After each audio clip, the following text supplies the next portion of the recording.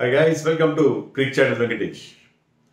ఓహో గులాబీ బాల అందాల ప్రేమమాల సొగసైన కనుల దానా సొంపైన మనసుదానా నీవారెవరో తెలుసుకో తెలుసుకో తెలుసుకో. గులాబీ బాల్, పింక్ బాల్ గురించి మనం వీడియోలో మాట్లాడుకుందాం. పింక్ బాల్ టెస్ట్ గురించి. అందుకే చాలా పాత పాట మీలో చాలా తక్కువ మంది వినుంటారు. అది పాడదామని చెప్పి సరదాగా పాట పాడాను. మీలో ఎవరైనా పాట విని ఉంటే కామెంట్స్లో చెప్పండి. నాకు తెలిసి ఈ వీడియో చూస్తున్న వాళ్ళు చాలామంది ఈ పాట విని ఉండరు. విని ఉంటే మాత్రం ఎప్పుడైనా విని ఉంటే కామెంట్స్లో చెప్పండి. I feel happy. Okay, pink ball test. అసలు పింక్ బాల్ టెస్ట్ ఎందుకు స్టార్ట్ అయింది? ఎందుకు పింక్ బాల్ టెస్ట్ ఆడాలి? వైట్ బాల్తో ఆడొచ్చు కదా. పింక్ బాల్తో ఎందుకు ఆడుతున్నారు? సరే, డే నైట్ ఆడుతున్నారంటే day night one days T20s white బాల్తో ఆడతారు కదా, పింక్ బాల్తో ఎందుకు ఆడుతున్నారు? అసలు పింక్ బాల్తో ఆడాల్సిన అవసరం ఏముంది? మామూలుగానే ఆడొచ్చు కదా, రెడ్ బాల్తో ఆడొచ్చు కదా. అండ్ ఫస్ట్ సెషన్ అంతా ఈజీగా ఉంటుంది. లాస్ట్ సెషన్లో ఎందుకు ఎక్కువ వికెట్లు పడుతున్నాయి? మామూలుగా టెస్ట్ మ్యాచ్లో ఎలా ఉంటుంది? ఫస్ట్ సెషన్లో న్యూ బాల్తో వికెట్స్ పడతాయి. కానీ ఇక్కడ అలా కాదు, రివర్స్. లాస్ట్ సెషన్లో ఎక్కువ వికెట్లు పడతాయి ఫస్ట్ సెషన్ కంటే. ఎందుకు ఇదంతా? పింక్ బాల్ అండ్ పింక్ బాల్కి రెడ్ బాల్కి ఉన్న డిఫరెన్స్ ఏంటి? ఇవన్నీ కూడా మనం వీడియోలో మాట్లాడుకుందాం. పింక్ బాల్ రికార్డ్స్ కూడా చెప్తాను నేను అన్నీ. సో పింక్ బాల్ సంబంధించిన సమస్త సమాచారం మీకు ఇచ్చే ప్రయత్నం చేస్తాను నేను. ఎందుకంటే ఎల్లుండి నుంచి 6th నుంచి India is playing pink ball test against Australia at Adelaide. Pink ball టెస్ట్కి ఉన్న ప్రత్యేకత ఏంటంటే, పింక్ బాల్ టెస్ట్లో ఇప్పటివరకు ఇండియాస్లో జరిగే 22 టెస్ట్ మ్యాచ్లు జరిగితే ఆ 22 టెస్ట్ మ్యాచ్లో కూడా రిజల్ట్ వచ్చింది. ఆల్ 22 టెస్ట్ మ్యాచెస్లో రిజల్ట్స్ వచ్చింది. ఒక్కటంటే ఒక టెస్ట్ మ్యాచ్ కూడా డ్రా కాలేదు. ఎప్పటి నుంచి ఆడుతున్నారు? 2015 నుంచి ఆడుతున్నారు. అంటే ఆల్మోస్ట్ 10 years అయింది. ఈ 10 yearsలో 22 మ్యాచెస్ మాత్రం ఆడారు పింక్ బాల్తో. డిఫరెంట్ వెన్యూస్లో ఆడారు. అడిలైడ్లో ఎక్కువ ఆడారు. అడిలైడ్లో 12 ఆడారు. అడిలైడ్లో 12 కాదు, అడిలైడ్లో 7 ఆడారు. ఆస్ట్రేలియాలో, ఇంగ్లాండ్లో, ఇండియాలో, ఈవెన్ దుబాయ్లో, పాకిస్తాన్ వాళ్ళు దుబాయ్లో ఆడారు. న్యూజిలాండ్లో, అన్ని చోట్ల ఆడారు. కానీ ఎక్కడ ఆడినా, ఎలా ఆడినా మీకు రిజల్ట్స్ వస్తూనే ఉంది. సో బేసిక్గా ఏంటంటే పింక్ బాల్లో టెస్ట్ మ్యాచ్లో మీకు బౌలర్ ఫ్రెండ్లీగా ఉంటాయి. పింక్ బాల్ ఎందుకు ఉంటాయి అనేది కూడా చూద్దాం. ఎందుకు బౌలర్ ఫ్రెండ్లీగా ఉంటాయి అనేది కూడా చూద్దాం. సో అది బేసిక్ డిఫరెన్స్ ఏంటంటే pink ball is a result oriented test matches. Results వస్తాయి. అసలు పింక్ బాల్ టెస్ట్లు ఎందుకు స్టార్ట్ చేశారు? ఎందుకంటే టెస్ట్ మ్యాచ్లకి రాను రాను ఆదరణ తగ్గిపోతుంది. టెస్ట్ మ్యాచ్ చూసేవాళ్ళ సంఖ్య తగ్గిపోతుంది. దానికి ప్రధాన కారణం అంటే టెస్ట్ మ్యాచ్లు మీకు వర్కింగ్ అవర్స్లో జరుగుతాయి. మన ఇండియాలో చూడండి, ఇండియాలో 9:30కి స్టార్ట్ అవుతుంది, 4:30 వరకు టెస్ట్ మ్యాచ్, 4:35 వరకు టెస్ట్ మ్యాచ్ జరుగుతుంది. అది అందరికీ most of the people will be working at that time. అందరూ ఏదో ఒక, మీరు ఉద్యోగాలు చేసుకున్నా, లేకపోతే మీరు కాలేజీలకు వెళ్ళినా, స్కూల్కి వెళ్ళినా కూడా అదే టైం కదా. సో ఆ టైంలో మ్యాచ్లు జరిగితే చూసేవాళ్ళ సంఖ్య తగ్గిపోతుంది. స్టేడియంకి వెళ్ళే వాళ్ళ సంఖ్య తగ్గిపోతుంది. టెలివిజన్లో చూసేవాళ్ళ సంఖ్య కూడా తగ్గిపోతుంది. ఫోన్లో చూసినా కూడా ఫోన్లో మీరు అన్నిసార్లు చూసుకోలేరు కదా. సో మీకు ఫ్రీ టైం ఎప్పుడు ఉంటుంది? ఈవినింగ్ టైం ఉంటుంది. ఇప్పుడు ప్రైమ్ టైం అంటారు కదా మన టెలివిజన్ భాషలో. ప్రైమ్ టైం ఎప్పుడు? ఈవినింగ్ 6 తర్వాత ప్రైమ్ టైం స్టార్ట్. 6 తర్వాత అందరూ ఇళ్ళకి వస్తారు. ఆ టైంలో ఏంటంటే ఎక్కువ మంది చూసే అవకాశం ఉంది. సో ఆ ప్రైమ్ టైం వ్యూవర్షిప్ని క్యాచ్ చేయడం కోసం, అంటే స్టేడియంకి వచ్చే వాళ్ళైనా, లేకపోతే మీకు టీవీలో చూసేవాళ్ళైనా, to catch more number of eyeballs. That is the main idea. ఎందుకు మా పింక్ బాల్ టెస్ట్ స్టార్ట్ చేస్తున్నానంటే, మెయిన్గా ఎక్కువ మంది వ్యూవర్స్ చూడాలి. టెస్ట్ క్రికెట్కి ఆదరణ తగ్గిపోతుంది. పింక్ బాల్తో ఆడితే ఎక్కువ మంది ఆదరణ వస్తుందని చెప్పి పింక్ బాల్తో స్టార్ట్ చేశారు. మరి పింక్ బాలే ఎందుకు యూజ్ చేశారు? Why not white ball? Red ball use చేయలేరు. Obvious reason. ఎందుకంటే రెడ్ బాల్తో మీరు నైట్లో ఆడితే, నైట్ స్కైలో మీకు రెడ్ బాల్ కనబడదు. మీకు స్టేడియంలో మిగతా కలర్స్, మీ సైడ్ స్క్రీన్ కలర్ వేరే ఉండొచ్చు, కానీ నైట్ స్కైలో మీకు రెడ్ బాల్ని స్పాట్ చేయడం కష్టంగా ఉంటుంది. సో రెడ్ బాల్తో టెస్ట్ మ్యాచ్లు ఆడలేరు, డే నైట్ మ్యాచ్ల్లో. అది వైట్ బాల్తో ఆడొచ్చు కదా అని మీరు అనొచ్చు. వైట్ బాల్తో ఆడొచ్చు, మనం వైట్ బాల్తో ఆడే అవకాశం ఉంటుంది. కానీ ఏంటంటే టెస్ట్ మ్యాచ్ల్లో ట్రెడిషనల్గా మనం వైట్ డ్రెస్లో ఆడతాం, తెల్ల దుస్తులు వేసుకుని ఆడతాం టెస్ట్ మ్యాచ్లో. Test match always played with white clothes. So మీకు టెస్ట్ మ్యాచ్ క్లోదింగ్కి మీకు వైట్ బాల్ క్రికెట్కి తేడా ఏంటంటే మీకు ఆ కలర్ క్లోదింగ్. సో టెస్ట్ మ్యాచ్లో వైట్స్ని మార్చే అవకాశమే లేదు. సో అది టెస్ట్ మ్యాచ్కి ఉన్న శాంక్టిటీ, టెస్ట్ మ్యాచ్కి ఉన్న పవిత్రత కాపాడడానికి వైట్లో ఆడాలి. సో వైట్ డ్రెస్ వేసుకుని వైట్ బాల్ తాడితే ball spotting will become difficult. So మనం వన్ డేస్ కానీ T20s కానీ కలర్ క్లోదింగ్ ఆడడానికి ప్రధాన కారణం ఏంటంటే వైట్ బాల్కి వైట్ డ్రెస్కి సూట్ కాదు. సో అందుకని they tried different colour balls. Yellow try చేశారు, తర్వాత ఆరెంజ్ ట్రై చేశారు. కానీ ఏమవుతుందంటే మీకు సర్ఫేస్ ఉంటుంది కదా, పిచ్ బ్రౌన్ షేడ్లో ఉంటుంది, గ్రాస్ ఎక్కువ లేకపోతే బ్రౌన్గా ఉంటుంది. సో ఆ బ్రౌన్ పిచ్ పైన ఆరెంజ్ కానీ ఎల్లో కానీ కలిసిపోతుంది. So spotting the ball, sighting the ball is becoming difficult for the బ్యాటర్స్కి ఇబ్బంది ఎదురవుతుంది. సో పింక్ బాల్కి సెట్ లేదు. పింక్ బాల్ అందులో ఫ్లోరసెంట్ పింక్ బాల్ అంటే మీకు సైటింగ్ చాలా ఈజీగా ఉంటుంది. ఫ్లోరసెంట్ కలర్లో ఉంటుంది, మామూలు పింక్ కాదు. ఫ్లోరసెంట్ కలర్లో ఉంటే ఏంటంటే మీకు బాల్ని మీకు ఈజీగా కనిపిస్తుంది, ఎప్పటికీ అది కనిపించే అవకాశం. అందుకని పింక్ బాల్ అనేది సెట్ లేదు, పింక్ బాల్ స్థిరపడింది. యాక్చువల్లీ మనం ఇంటర్నేషనల్ క్రికెట్, మెన్స్ క్రికెట్ ఆడక ముందే ఉమెన్స్ వన్డే ఇంటర్నేషనల్ ఒకటి పింక్ బాల్ జరిగింది. ఎలాగైతే చాలా విషయాల్లో మహిళలు ముందుంటారో, even double century in test in ODI was first hit by women cricketer before Sachin Tendulkar got that. So అలాగే ఇక్కడ కూడా ఉమెన్స్ క్రికెట్లో మొట్టమొదటిసారి ఒక అంతర్జాతీయ మ్యాచ్, ఇంటర్నేషనల్ మ్యాచ్ పింక్ బాల్తో జరిగింది. మన టెస్ట్ మ్యాచ్ మాత్రం 2015లో మనం ఎక్కడైతే ఆడబోతున్నాం ఎడిలైడ్లోనే ఎక్కువ పింక్ బాల్ టెస్ట్లు జరిగి అక్కడే first pink ball test match between Australia and New Zealand జరిగింది. సో అలా పింక్ బాల్ టెస్ట్ 2015లో స్టార్ట్. అప్పటి నుంచి 22 జరిగినాయి. Almost I think Afghanistan, Zimbabwe లాంటి కొన్ని దేశాలు తప్ప, ఐర్లాండ్ లాంటి వాళ్ళు తప్ప అందరూ పింక్ బాల్ టెస్ట్లు ఆడినట్టుగా ఉన్నారు. ఇండియా చాలా లేట్గా ఎంట్రీ.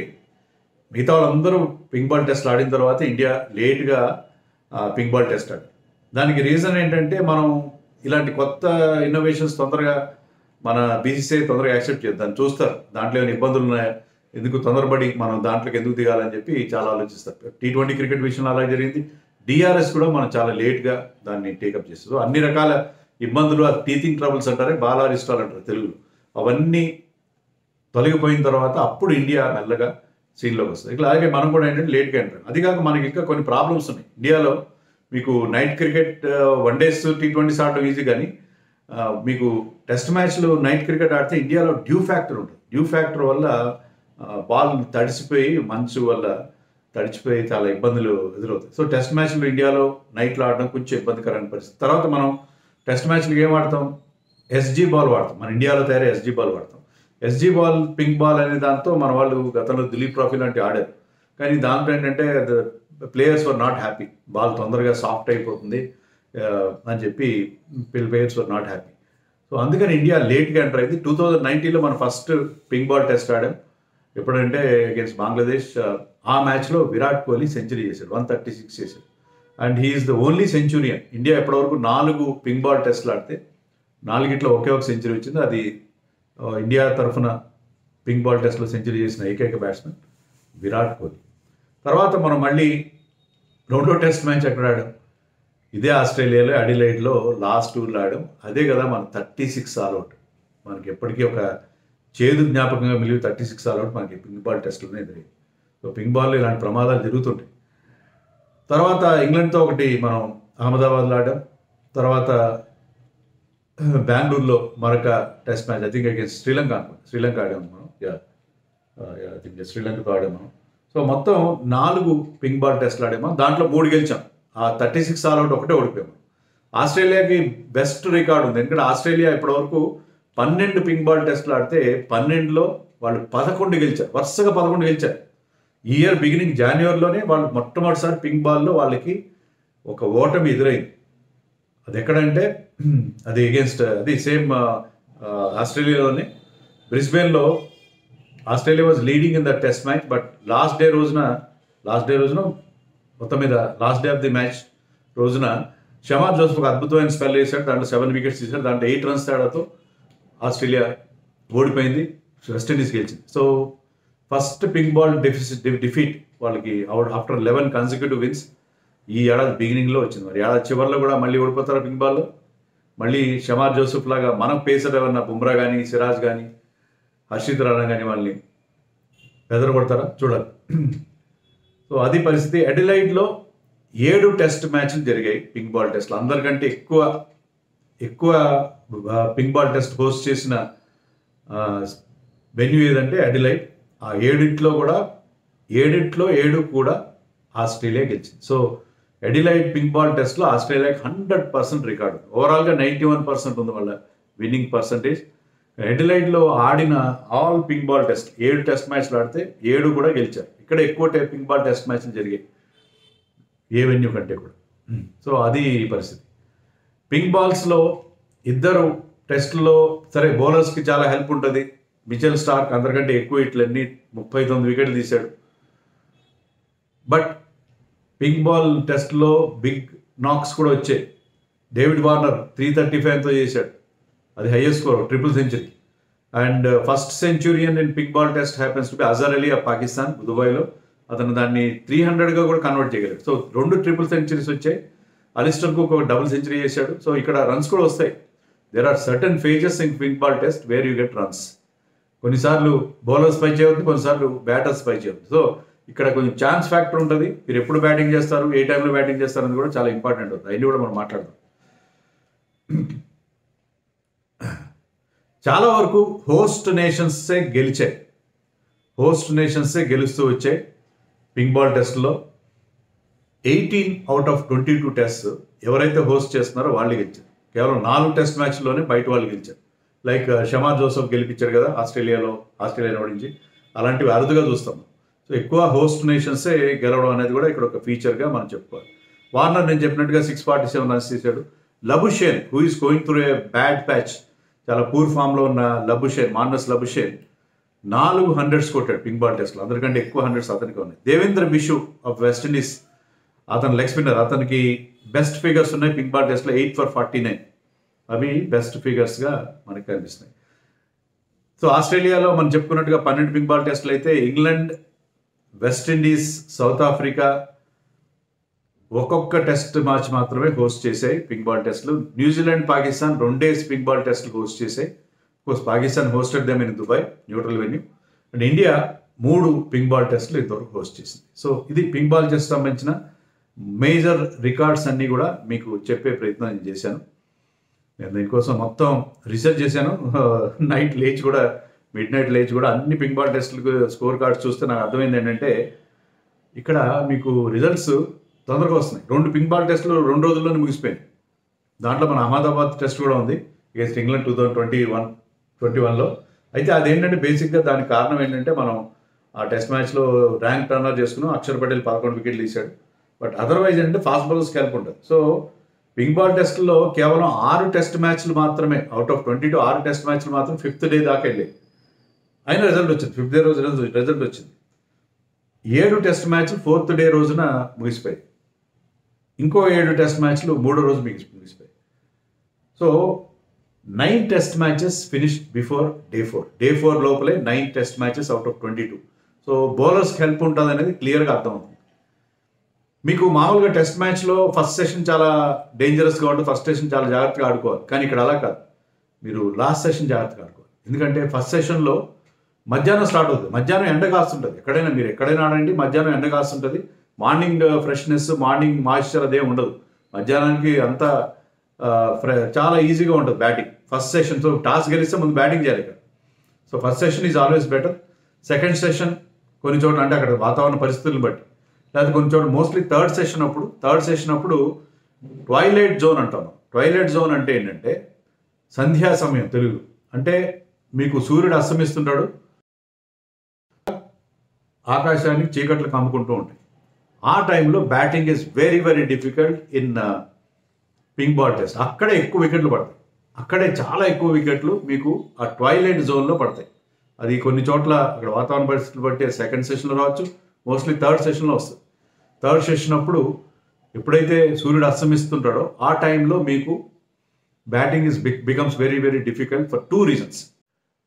ఒకటేంటంటే ఎప్పుడైతే న్యాచురల్ లైట్ ఫేడ్ అవుట్ అయ్యి మీకు ఆర్టిఫిషియల్ లైట్ మెల్లగా అది ఆ లైట్లు మెల్లగా వెలుగుతాయి కదా, ఒక్కసారిగా వచ్చే వెలుగుతుంటాయి. ఆ టైంలో కొంచెం విజిబిలిటీ తక్కువగా ఉంటుంది. సైటింగ్ ఆఫ్ ది బాల్ మీకు కనబడడం సరిగ్గా కనబడే పరిస్థితి ఉంటుంది.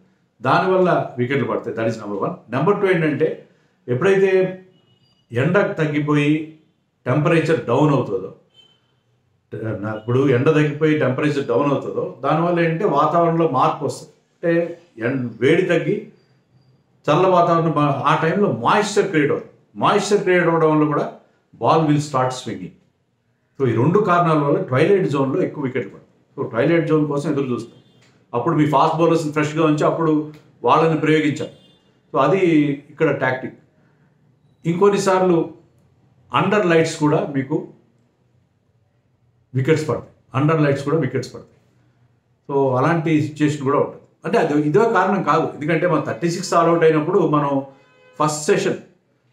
ఫస్ట్ వికెట్ పడిపోయింది, పృథ్వీ షా అవుట్ అయ్యాడు. సెకండ్ డే లాస్ట్లో పృథ్వీ షా అవుట్ అయ్యాడు. Bumrah was sent in as night watchmen in the 2020 Adelaide test. ఆ next day third day of the match మన ఫస్ట్ సెషన్లోనే ఆ వికెట్లు టపటప పడిపోయినాయి. సో అది పరిస్థితి. సో కొన్నిసార్లు మీకు ఈవెన్ ఫస్ట్ సెషన్లో కూడా మీకు హెల్ప్ఫుల్ కండిషన్స్ ఉంటే అది బౌలర్స్ విజృంభించే అవకాశం ఉంటుంది. సో చాలా ఛాన్స్ ఫ్యాక్టర్ ఉంటుంది. మీరు ఎక్కడ బ్యాటింగ్ చేస్తున్నారు, ఎప్పుడు బ్యాటింగ్ చేస్తున్నారు అనేది చాలా చాలా ఇంపార్టెంట్ అవుతుంది. సో అది పరిస్థితి. పింక్ బాల్ టెస్ట్లో ఉన్న ఇబ్బందులు బౌలర్స్కి హెల్ప్ ఉంటుంది. ఇంకో దానికి కారణం ఏంటంటే పింక్ బాల్ అనేది ఎలా తయారు చేస్తారనేది కూడా మీకు చెప్పాలి. పింక్ బాల్ అనేది మామూలుగా బాల్ ఎలా ఉంటుంది, మీకు మామూలు క్రికెట్ బాల్ ఎలా ఉంటుంది, క్రికెట్ బాల్లో ముందు కార్క్ ఉంటుంది, దాని తర్వాత థ్రెడింగ్ ఉంటుంది. అంటే మన పురుకోస అంటారు తెలుగులో. ఆ తాడు కడతారు. తాడు కట్టిన తర్వాత దాని మీద లెదర్ కవర్ ఉంటుంది. ఆ లెదర్ కవర్ ఉంటుంది. పింక్ బాల్ కూడా ఇలాగే తయారవుతుంది. కానీ పింక్ బాల్కి ఏంటంటే ఆ పింక్ బాల్ వాడే లెదర్ ఏదైతే ఉందో ఆ లెదర్ని మీరు దాని మీద ఓన్లీ పాలిఇథిలిన్ కోటింగ్ చేస్తారు, వార్నిష్ కోటింగ్ చేస్తారు, పెయింట్ పూస్తారు. మామూలుగా మీకు రెడ్ క్రికెట్ బాల్కి ఏంటంటే ఆ లెదర్ని డైయింగ్ ప్రాసెస్, అంటే అద్దకం అంటారు తెలుగులో, అలాగే బట్టలకి అద్దకం వేస్తారో డైయింగ్ చేస్తారో అలాగే దాన్ని గ్రీజ్లో ముంచి డై చేసి తీస్తారు. దానివల్ల ఏంటంటే ఆ గ్రీజ్లో ముంచడం వల్ల, గ్రీజ్ అనే కెమికల్లో ముంచడం వల్ల దానికి ఎక్కువ లాంజివిటీ పెరుగుతుంది. బాల్ ఎక్కువసేపు తడి తగిలినా కూడా తొందరగా, గ్రీజ్ వల్ల తడి తగిలినా కూడా ఇబ్బంది ఉండదు. కానీ ఇది గ్రీజ్లో ముంచితే దాని షైన్ పోతుంది. పింక్ బాల్ అనేది ఫ్లోరసెంట్ కలర్లో ఉన్నది గుంజకుండా దానికి ఎక్స్ట్రా కోట్ ఆఫ్ పాలిఇథిలిన్ కోటింగ్ ఇస్తారు. సో పెయింట్ లాంటిది వేస్తారు కాబట్టి ఇది ఎక్కువ షైన్ ఉంటుంది. దీని మీద షైనింగ్ ఎక్కువ ఉంటుంది. ఈ షైనింగ్ ఎక్కువ ఉండడం కాకుండా ఎక్కువ స్వింగ్ అవుతుంది. మీకు మామూలుగా రెడ్ బాల్ మ్యాక్సిమం 20-25 అవర్స్ తర్వాత మెత్తబడిపోతుంది. ఎలాంటి స్వింగ్ దొరకదు బౌలర్స్కి. 20 అవర్స్కే ఉంటుంది మోస్ట్లీ. కానీ పింక్ బాల్ విషయానికి వస్తే మీకు 40 అవర్స్ వరకు స్వింగ్ అవుతుంది. ఎక్కువ స్వింగ్ కూడా అవుతుంది. డిగ్రీ ఆఫ్ స్వింగ్ కూడా ఎక్కువ ఉంటుంది పింక్ బాల్. సో పింక్ బాల్కి దీనికి బేసిక్గా డిఫరెన్స్ అదే ఉంటుంది. రివర్స్ స్వింగ్ అనేది పింక్ బాల్లో ఉండదు. ఎందుకంటే మీకు తొందరగా అది షేప్ అవుట్ అవ్వదు పింక్ బాల్. కానీ మెత్తబడిపోతుంది. ఎందుకు మెత్తబడిపోతుంది? దీనికి ఆ గ్రీజ్ లేనందువల్ల తడి తగిలితే, డ్యూ తగిలినా ఏం తగిలినా తొందరగా మెత్తపడే అవకాశం ఉంటుంది. స్పిన్నర్స్కి పెద్దగా హెల్ప్ ఉండదు. స్పిన్నర్స్ వికెట్ తీసే సందర్భాలు ఉన్నాయి. దేవేంద్ర బిషు బెస్ట్ స్పీకర్స్ కూడా స్పిన్నర్ కదా. కానీ అది depends on the kind of ball that you're using, conditions, అక్కడ మీకు గ్రౌండ్ కండిషన్స్ ఇవన్నీ చాలా డిఫరెంట్ దాన్ని బట్టి ఉంటుంది. యూజువల్లీ మీకు పేసర్స్కి హెల్ప్ ఉంటుంది. దీని మీద సీమ్, ఆ కుట్టు ఉంటుంది కదా, మామూలుగా వైట్ కలర్ కుట్టు ఉంటుంది మన రెడ్ బాల్ మీద. దీని మీద బ్లాక్ కలర్ సీమ్ ఉంటుంది. చాలా హార్డ్ సీమ్ ఉంటుంది. సో ఆ బాల్ తయారీలో ఉండే మార్పులు, వాతావరణంలో ఉండే మార్పులు, తర్వాత మీరు ఆడే టైంలో ఉండే మార్పుల వల్ల బౌలర్స్ది పై చేయి అవుతుంది పింక్ బాల్ టెస్ట్లో, నాట్ బ్యాటర్స్. సో ఇవి బేసిక్గా పింక్ బాల్ సంబంధించిన అన్ని రకాల సమాచారం మీకు ఇచ్చే ప్రయత్నం నేను చేశాను. ఇండియా ఎన్ని మ్యాచ్లు ఆడింది, ఆస్ట్రేలియా ఎన్ని మ్యాచ్లు ఆడింది, తర్వాత ఇవన్నీ కూడా మనం చెప్తున్నాం. సో ఇది ఇంకా ఏమైనా మిస్సింగ్ ఉంటే మీరు కామెంట్స్లో చెప్పండి.